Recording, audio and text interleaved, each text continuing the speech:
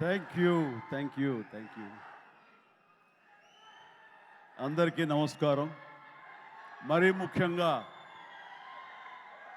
మా కుటుంబంలో ఎవరి ఈవెంట్, ఎవరి ఫంక్షన్ జరిగినా సరే అది తమ ఇంట్లో ఫంక్షన్ లాగా ఉరకలైతే ఉత్సాహంతో ముందుకు వస్తూ మమ్మల్ని ఉత్సాహపరిచేటటువంటి మా అభిమానులకు ఎప్పట్లాగానే శిరస్సు వచ్చి నమస్కరిస్తున్నాను. Thank you so much. ఎప్పటికప్పుడు మీరు చూపించే ఉత్సాహం మమ్మల్ని ముందుకు నడిపిస్తుంటుంది. ఆ రకంగా మరొక్కసారి ఇక్కడున్న ప్రతి అభిమానులకు, అలాగే టీవీల్లో వీక్షిస్తున్న ప్రతి అభిమానులకు హృదయపూర్వక నమస్కారాలు తెలియజేస్తున్నాను. నేను నాలుగైదు రోజుల క్రితం అమెరికాలో ఉన్నాను. అక్కడికి ఒక మెసేజ్ వచ్చింది వరుణ్ తేజ్ నుంచి. డాడీ నీతో ఏదో మాట్లాడాలి అని. సరే, అప్పట్లో డే అండ్ నైట్ రివర్స్ అవటం మూలంగా టైమింగ్స్ కుదరలేదు, మాట్లాడలేదు. జనరల్గా మాట్లాడాలి అని ఎప్పుడు మెసేజ్ పెట్టాడు. అనుకుంటే వచ్చేస్తాడు. నేను ఊళ్ళో లేను కాబట్టి తను రాలేకపోయాడు, మెసేజ్ పెట్టాడు. ఏమో పెద్ద అర్జెంట్ ఉంటే మళ్ళీ తనే మెసేజ్ పెడతాడు కదా అనుకున్నాను. సరే, 3 days బ్యాక్ 2 days బ్యాక్ వచ్చేసిన తర్వాత మళ్ళీ ఫోన్ చేసి రావాలంటే ఏమై ఉంటుందని నాకు, ఎందుకంటే ఈ పిక్చర్ రిలీజ్ అవుతుంది, దీనికి ఒక ఈవెంట్ జరగబోతుంది అన్నది మైండ్లో లేక సరే రా అన్నాను. ఇలాగా మా ఫంక్షన్ జరుగుతుంది, ఈ సినిమాకి నువ్వు ముఖ్య అతిథిగా రావాలి. నాకు తెలుసు నిన్ను బయట వాళ్ళు పిలుస్తారు, నువ్వు వెళుతుంటావు, కొంచెం ఎంతో కొంత ఇబ్బంది ఉంటుంటుంది, అలాంటి ఇబ్బంది నీకు కలుగ చేయకూడదని చెప్పేసి ఎప్పుడు నేను అడగను. ఎప్పుడు ముకుందాకు వచ్చావో తర్వాత ఇంకో దానికి వచ్చావో లేదో, అంతేగాని మళ్ళీ నాన్న తర్వాత నువ్వు వస్తే బాగుంటుందని. ఎందుకంటే నీలాంటి వ్యక్తి, ఇంత గొప్ప హీరోస్, మన బార్డర్లో ఫైట్ చేసేటువంటి హీరోస్ మీద ఒక సినిమా చేస్తున్నప్పుడు దాని గురించి 10 మందికి తెలియజెప్పేలాగా, 10 మంది మోటివేట్ అయ్యేలాగా మీరు కనుక ఆ ఫంక్షన్లో పార్టిసిపేట్ చేస్తే ఆ యొక్క రీచ్ వేరు. రండి అని చెప్పేసి పిలిచిన వెంటనే ఇది గొప్ప అవకాశం నాకు. అది నేను రావడం వాళ్ళకి అవకాశం కాదు. ఇలాంటి గొప్ప సినిమా గురించి, ఇలాంటి గొప్ప హీరోల మీద తీసే సినిమా గురించి, మన బార్డర్లో ఉండే మన కోసం, మన రక్షణ కోసం, మన సరిహద్దులో ఫైట్ చేసేటటువంటి వారియర్స్ గురించి ఇలాంటి సినిమా తీసినప్పుడు దాని గురించి 4 మాటలు చెప్పడం అనేది నాకు దక్కినటువంటి గొప్ప అవకాశంగా నేను భావిస్తుంటాను. అలాగా ఈ ఫంక్షన్ రావడం అనేది నాకు నిజంగా చెప్తాను చాలా గర్వంగా ఉంది. సో ఇందులో ఉండే పాయింట్స్ ఏమిటి అన్నప్పుడు, నాకు ఎప్పుడైతే పుల్వామాలో జరిగినటువంటి ఈ టెర్రరిస్ట్ అటాక్ ఉంది, అది ఒక బ్లాస్ట్ అయ్యి 40 మంది సిఆర్పిఎఫ్ వాళ్ళు చనిపోవటం చూసాము. ఇందాక లాస్ట్లో నేను లాంచ్ చేసిన సాంగ్లో చూసినప్పుడు నాకు ఆ విజువల్సే కనిపించాయి. ఎంత హృదయ విదారకంగా ఉందంటే, సినిమాల్లో మనం కొంతవరకు చూపించగలం, నిజంగా నిజ జీవితంలో ఎంతమంది ఎంత హృదయ విదారకమైనటువంటి పరిస్థితి. అలాంటి ఫ్యామిలీస్కి, వాళ్ళకి ఆ చనిపోయిన వాళ్ళకి నివాళులు అర్పించేలాగా ఒక ప్రతీకారం తీర్చుకోవాలనే కక్షతోటి మన ఇండియన్ ఎయిర్ ఫోర్స్ చేసినటువంటి పెద్ద సాహసం, చేసిన యుద్ధమే ఈ cinema. If I'm right, I right? Yeah. So అది సరిగ్గా నేను అవును వరుణ్, నాకు అక్కడ ఒక్కసారి ఈ వ్యాలంటైన్స్ డే ఏంటి, ఏదైనా రొమాంటిక్ టచ్ ఉందా ఏంటి, ఇందులో ఏదైనా సినిమాని కమర్షియలైజ్ చేశారంటే లేదు. February 14th నాడు ఈ సర్జికల్ స్ట్రైక్ చోటు చేసుకుంది. కాబట్టి దానికి సినిమా పరంగా మేము పెట్టుకున్నటువంటి ఈ పేరు ఇది వ్యాలంటైన్స్, ఆపరేషన్ వ్యాలంటైన్స్ డే అని చెప్పేసి. వెరీ సెన్సిబుల్గా ఉంది, బాగుందని అన్నాను. ఆ తర్వాత ఈ సినిమా గురించి తను మాట్లాడుతూ, first of all Shakti Pratap Singh director. So అతను Rajasthan, you belong to Rajasthan? Yeah, he belong to Rajasthan. So అక్కడి నుంచి వచ్చినటువంటి యువకుడు, ఎంతో ఎంతూజియాస్టిక్ యువకుడు అనమాట. సో ఇక్కడ తెలుగులో అవకాశాలు బాగుంటుంది, కొత్త డైరెక్టర్స్ ఎంకరేజ్మెంట్ బాగుంటుందనే ఉద్దేశంతో ఇక్కడికి వచ్చాడా ఏమో తెలియదు. కానీ అతని గురించి నేను తెలుసుకున్నప్పుడు, అతను కేవలం ఒక కమర్షియల్ సినిమా చేసి కమర్షియల్ డైరెక్టర్గా పేరు ప్రఖ్యాలు సంపాదించేసుకుందాం, తెలుగులో డబ్బులు ఎక్కువ ఇస్తారు కాబట్టి ఇక్కడ ఉండిపోదాం, స్థిరపడిపోదాం అనే ఉద్దేశంతో రాలేదు. తను దీనికంటే ముందుగా ఈ దేశానికి సేవలు చేసేటటువంటి మన ఎయిర్ ఫోర్స్ వాళ్ళ మీద కానివ్వండి, నేవీ వాళ్ళ మీద కానివ్వండి, లేకపోతే ఇన్ఫెంట్రీ మన వాళ్ళ మీద కానివ్వండి, మిలిటరీ వాళ్ళ మీద కానివ్వండి, తను ఎప్పుడూ ఒక రకమైన రీసెర్చ్ చేస్తూ ఉంటాడు, వాళ్ళ జీవితాలు ఎలా ఉంటాయి ఏమిటని. ఆ నేపథ్యంలో తను తన సొంత డబ్బు 5 లక్షల దాకా ఖర్చు పెట్టి ఒక 20 నిమిషాల నిడివితోటి ఆ సర్జికల్ స్ట్రైక్ కానివ్వండి, ఈ వ్యవహారం అంతా తనకున్న నాలెడ్జ్ తోటో, తన ఇన్ఫర్మేషన్ను గ్యాదర్ చేశాడు. ఆ ఇన్ఫర్మేషన్ తోటో ఒక సినిమాలాగా చేయడం మొదలుపెట్టి ఆ తర్వాత ఎయిర్ ఫోర్స్ వాళ్ళు చూపిస్తే కనుక వాళ్ళు ఆశ్చర్యపోయారు. ఈ సినిమా, ఈ షార్ట్ ఫిల్మ్ ఒక ట్రిబ్యూట్ లాంటిది, ఇంత పెర్ఫెక్ట్ ఇన్ఫర్మేషన్ నీకు ఎవరు ఇచ్చారు? ఇందులో చాలా సీక్రెట్స్ ఉన్నాయి, ఇవి బయటికి చెప్పే విషయాలు కాదు, ఇది నీకు ఎలా తెలుస్తుందని. సోమా, ఇందాక నువ్వు అన్నావు కాదు ఏదో లీక్ చేస్తావని, ఇది లీక్ చేసేస్తాను. ఓకేనా? హ్యాపీయా? Happy sir. ఎస్, ఇది ఎవరు చెప్పరు, సినిమాలు కూడా చూపించారు, అది చెప్పేస్తాను. సో ఎయిర్ ఫోర్స్ వాళ్ళు ఈ సినిమా చూసి, ఆ చిన్న సినిమా చూసి, ఇది ఇంకెప్పుడు తీయద్దు ఇట్లాగా అన్నారు. ఏంటి అన్నారు. అసలు ఇలాంటివి సీక్రెట్స్ ఇవన్నీ నీకు ఎవరు చెప్పారు ఏంటంటే, నాకు ఉన్నటువంటి కొంతమంది స్నేహితులు వాళ్ళ దీంతో ఇన్ఫర్మేషన్ తీశాను సార్ అంటే, ఫెంటాస్టిక్. ఈసారి సినిమా తీసేటప్పుడు మమ్మల్ని అప్రోచ్ అవ్వు, మేము ఇంకా ఆథెంటిక్గా చెప్తాము, ఇందులో ఉండే ప్రతి ఇన్సిడెంట్, ప్రతి ఇది చాలా అధికారికంగా ఉంటుంది అంటూ వాళ్ళ దగ్గర కూర్చోపెట్టుకుని ఈ సినిమాకి కావాల్సిన కంటెంట్ని చాలా ఆథరైజ్డ్గా జరిగింది ప్రతిదీ యథార్థగాథగా వాళ్ళు విశదీకరించి విడమర్చి చెప్పినప్పుడు తను ఇన్స్పైర్ అయ్యి ఈ కథ రాసుకున్నాడు. దీనికి కమర్షియల్ హంగులు ఎలాగో ఉంటాయి మిమ్మల్ని అందరినీ ఉత్సాహపరచడానికి. సో ఆ హంగులతోటి ఈ కథ వినిపించగానే సిద్ధు ప్రొడ్యూసర్, అలాగే వరుణ్ తేజ్ ముందు ఈ కథ విని చాలా బాగుందంటూ సిద్ధుని పిలిచి నువ్వు చెయ్యి, మనం చేద్దాం అనుకున్నప్పుడు సోనీ వాళ్ళు కూడా ఈ కథ నచ్చి వాళ్ళు కూడా దీంట్లోకి జాయిన్ అయ్యి టుగెదర్గా వీళ్ళందరూ కలిపి ఈ సినిమాని తీశారు. ఇది ఆద్యంతం చాలా చాలా బాగా వచ్చిందని చెప్పేసి నేను వాళ్ళు చెప్తుంటే కనుక ఐ ఫెల్ట్ వావ్, ఇలాంటి సినిమాలు ఆడాలి. ఎందుకంటే మనం ఎంత సరే దేశభక్తి మనకి ఎంత ఉన్నా సరే, ఇలాంటి సినిమాలు, ఇలాంటి కథాంశాలు వచ్చినప్పుడు ఒక తెలియని ఒక ఉప్పొంగిపోతుంది మనకి దేశభక్తి. అంటే మనం సాధారణంగా చూడండి, ఇంట్లో జనగణమన పాడగానే వినపడగానే మనం లేచి నిలబడిపోతాం. అది లోపల ఉన్నటువంటి భావాన్ని బయటికి వ్యక్తీకరిస్తుంది, బయటికి తెలియజేసేలాగా మనం మనోగతం అంతా ఒక ఉప్పొంగుతుంది. సో అలాగా ఇలాంటి కథలు వచ్చినప్పుడు ఖచ్చితంగా మనం రొమాంటిక్ సినిమాలు, ప్రేమ సినిమాలు, యాక్షన్ సినిమాలు చూస్తుంటాం, వాళ్ళని ఆదరిస్తుంటాం, వాళ్ళకి డబ్బులు ఇస్తుంటాం. కానీ ఇలాంటి సినిమాలు మన కోసం చేసినప్పుడు, ముఖ్యంగా యూత్ ఇలాంటి సినిమాలు చూడాలి. మన కోసంగా చలిలోనూ అక్కడ నిద్రాహారాలు లేకుండా ఏడారుల్లోనూ ఎలాగ కాపు కాస్తారు, ఎలాగ మనం రక్షిస్తారు అనేది ప్రతి ఒక్కరు చూడాలి. ఎందుకంటే ఈ సినిమా చూడటం అనేది మీ వినోదం కోసం ఒక పక్కన పెడితే, ఈ సినిమా అనేది ఒక ఎక్స్పీరియన్స్ అని మీరు పక్కన పెడితే, ఈ సినిమాకు సంబంధించినటువంటి అలాంటి రియల్ హీరోస్ వాళ్ళకి ఒక సెల్యూట్. ఈ సినిమా మనందరూ చూడాలి, చూసి తీరాలి. అండ్ ఆ రకంగా ఈ సినిమాని ఎంతో రీసెర్చ్ చేసి చాలా ఆథెంటిక్గా తీయగలిగాడు అది శక్తి ప్రతాప్ సింగ్. సో అలాంటి శక్తిని నేను మనస్ఫూర్తిగా అభినందిస్తూ, ఇక్కడ ఇంకొక విషయం, శక్తి మన తెలుగు పరిశ్రమకి ఇంకొక చక్కటి మెసేజ్ ఇచ్చాడని నేను భావిస్తాను వ్యక్తిగతంగా. ఈ సినిమా రిలీజ్ తర్వాత హిట్, సూపర్ హిట్ అవుతుంది వేరే విషయం, బట్ ఈ సినిమా రిలీజ్కు ముందే హిట్ అయ్యేలాగా తను చేసేటువంటి ప్రొడక్షన్ వాల్యూస్ అంతా ఇంత కాదు. ఎందుకంటే ఈ సినిమా కేవలం 75 డేస్లో తను తీయగలిగాడు. అలాగే budget with in the rich, చాలా తక్కువ బడ్జెట్లో, రీజనబుల్ బడ్జెట్లో చేశాడు.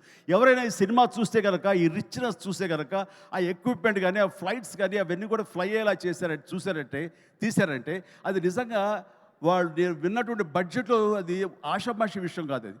సో ఆ రకంగా సినిమా రిలీజ్కి ముందే తను సూపర్ సక్సెస్ అయ్యాడు శక్తి అని నేను మనస్ఫూర్తిగా నా అభినందనలు తెలియజేస్తాను. ఇది చాలామందికి ఒక మోటివేషన్ అవ్వాలి, చాలామందికి ఇది ఇన్స్పిరేషన్ అవ్వాలి.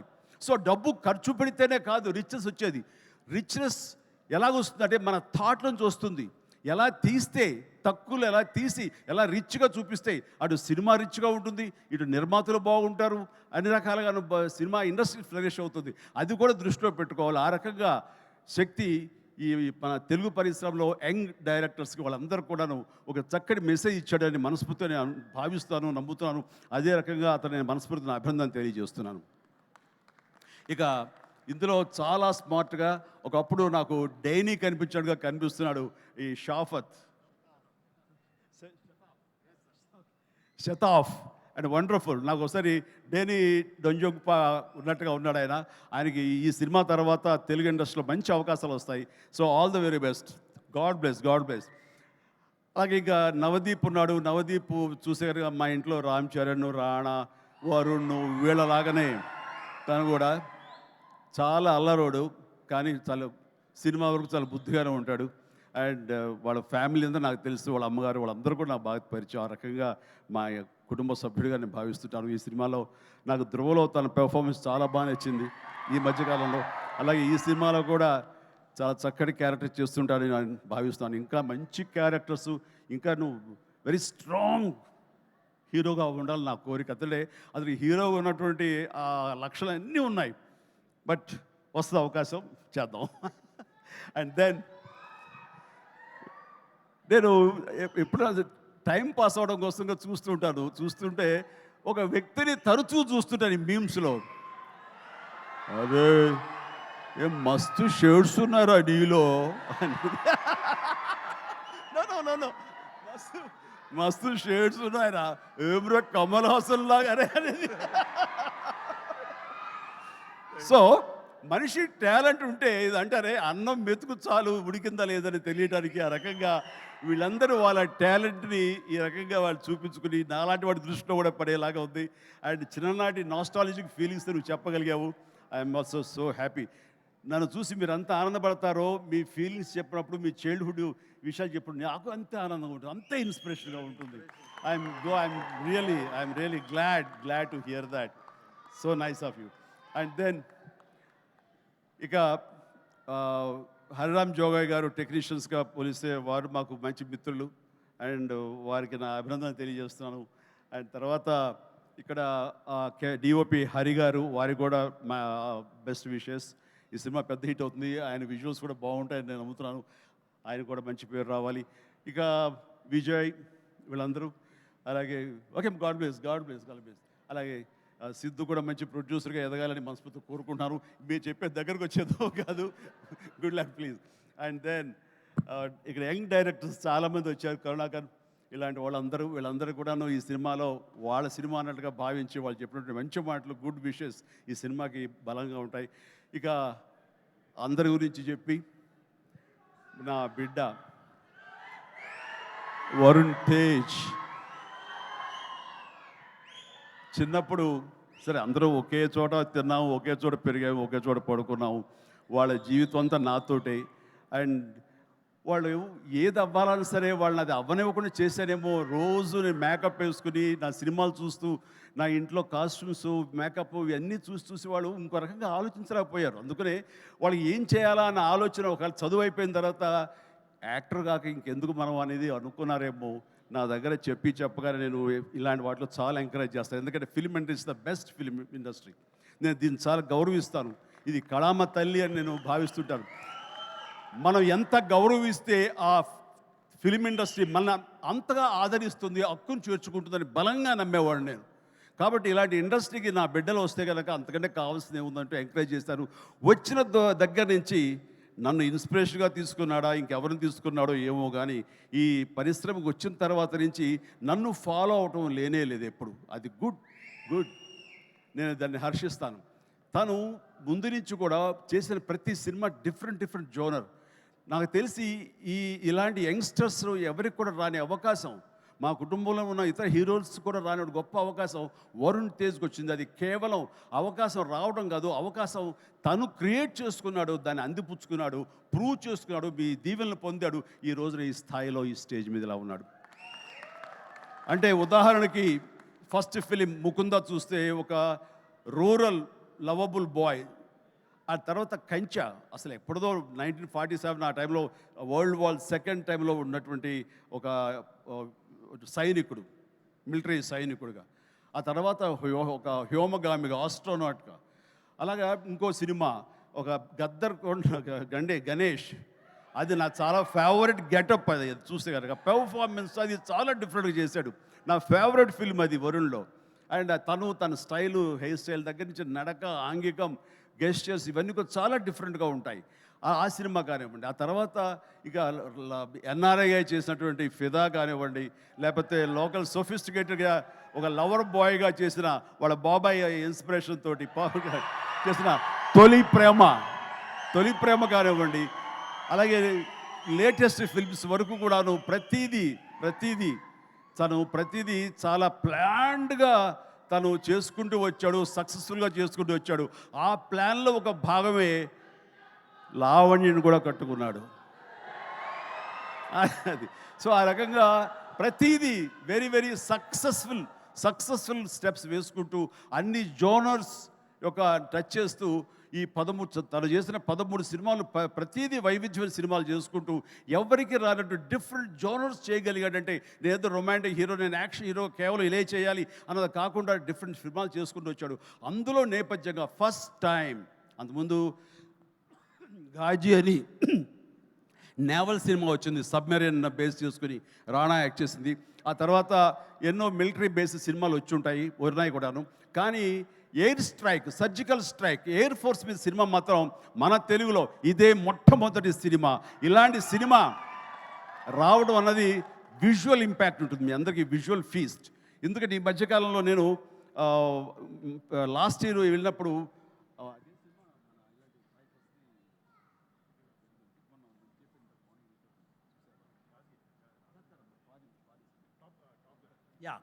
టాప్ గన్ సినిమా చూశాను.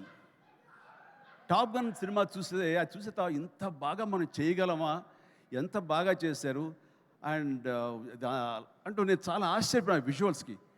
అది 1 year బ్యాక్ చూసిన సినిమా అది. ఈరోజు చూస్తే కనుక మనలో మన తెలుగు వాళ్ళు, మన వరుణ్ తేజ్, మన సిద్ధు, మన శక్తి వీళ్ళందరూ కలిపి అలాంటి సినిమాని ఇక్కడ ఈజీగా చేసి అవతల పడేశారంటే టాలెంట్ అనేది ఎవడబ్బ సొత్తు కాదు, మనం కూడా ఆ స్థాయిలో ఉన్నాము.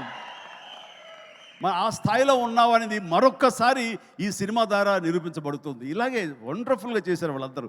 అండ్ ఈ రోజున అలాంటి విజువల్స్ తోటి సినిమా చూడటం ఒక వండర్ఫుల్ ఒక ఎక్స్పీరియన్స్ ఇది నేను అనుకుంటున్నాను. ఆ ఎక్స్పీరియన్స్ ప్రతి వాళ్ళు అనుభవించాలి, ప్రతి వాళ్ళు చూసి తినాలి. అది నాకైతే మాత్రం March 1st ఎప్పుడో చేస్తుందా, ఎప్పుడు చూద్దామని అన్నీ కుదిరితే కనుక ముందు రోజు చూపిస్తానని భావిస్తాను నేను. ఓకే చూద్దాం. బట్ ఇలాగా ఈ సినిమాకి పనిచేసేటువంటి ప్రతి ఒక్కళ్ళు, అలాగే మ్యూజిక్ అవకాశం ఎంత ఉందో తెలియదు కానీ మంచి ఆర్ఆర్ తోటి అద్భుతంగా చేయగలడు mayor, Vicky J mayor. And of course ప్రతి ఒక్కరికి ప్రతి టెక్నీషియన్స్కి నా హృదయపూర్వక అభినందన తెలియజేస్తూ ఈ సినిమా పెద్ద హిట్ అవుతుంది. ఈ సినిమాని హిట్ చేయటం అనేది తీయటం వరకు వాళ్ళ బాధ్యత. హిట్ చేసి ఆ రకంగా మన సైనికులకు నివాళులు ఇవ్వాల్సింది, ట్రిబ్యూట్ ఇవ్వాల్సినటువంటి బాధ్యత, వాళ్ళకి సెల్యూట్ చేసిన బాధ్యత మనందరి మీద ఉంది. జై హింద్.